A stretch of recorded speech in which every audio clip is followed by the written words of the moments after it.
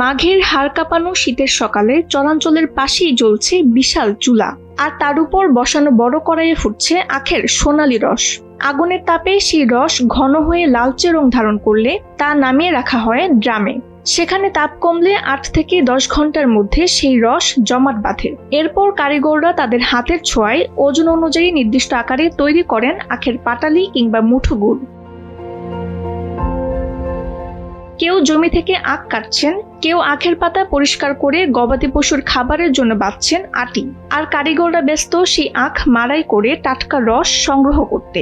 এভাবে মাঠের পাশেই চলছে আখ মাড়াই থেকে শুরু করে গুড় তৈরির বিশাল আয়োজন। আপনারা দেখেন গুড় অরিজিনাল গুড়, কোনো মধ্যে ভেজাল নেই। বহুত দূর 60 জন লেবার আমরা কাজ করি, ভাগ করে দেওয়া হয়। কয়জন উমিলত এখানে দিয়ে আমরা এই কাজটা করি। আর বছরে 2 মাস কাজ হয়, 2 মাসের থেকে 2.5 মাস কাজ হয়।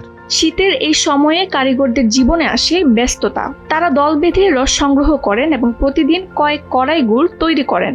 1 বিঘা জমিতে আখ চাষে 25 থেকে 30 হাজার টাকা খরচ হলেও গুড় বিক্রি করে লাভ থাকছে 40 থেকে 50 হাজার টাকা।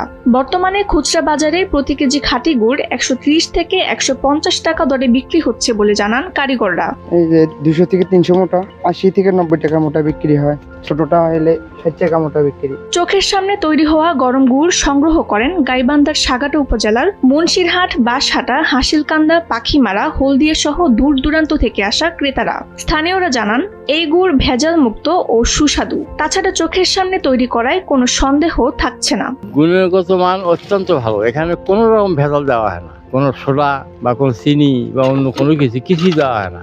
সম্পূর্ণ 100% মানে ফ্রেশ গুড়ের, এবং অনেক দূর দূরান্ত থেকে মহাজনরা আসে, আজ এখান থেকে সব গুড় নিয়ে যায়। গাইবান্ধা থেকে কায়সার রহমান রুমেলের পাঠানো তথ্যচিত্রে ডেস্ক রিপোর্ট তাসনিম হোসেন লিয়া।